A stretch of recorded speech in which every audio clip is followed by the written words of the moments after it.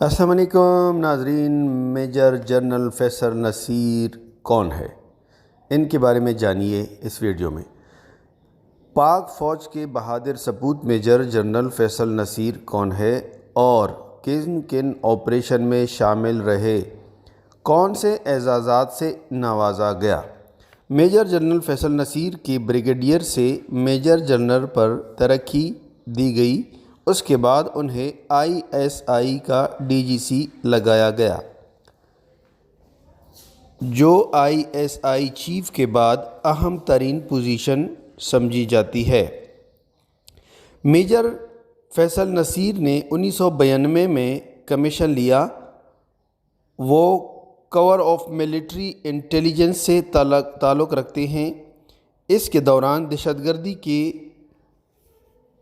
بہت سے منصوبے ناکام بنائے۔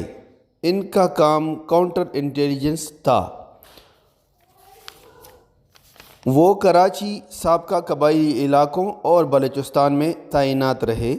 بلوچستان کے سابق وزیر داخلہ سرفراز بگٹی کے مطابق میجر جنرل فیصل نصیر کے شاندار اور پیشہ ورانہ کام کی وجہ سے ان کا نک نیم سپر سپائی پڑا تھا۔ میجر جنرل فیصل نصیر اگست 2022 میں ISI میں انٹرنل ونگ کے سربراہ تعینات ہوئے۔ میجر فیصل نصیر کو تمغہ بصالت اور دیگر بہادری کے اعزازات کے علاوہ ایڈمنسٹریٹو اعزازات بھی دیے جا چکے ہیں۔ ISI انٹرنل ونگ کو عام طور پر پولیٹیکل ونگ بھی قرار دیا جاتا ہے اور اسے عرف عام میں صرف C بھی کہا جاتا ہے۔ اس کے سربراہ DGC کے طور پر جانے جاتے ہیں۔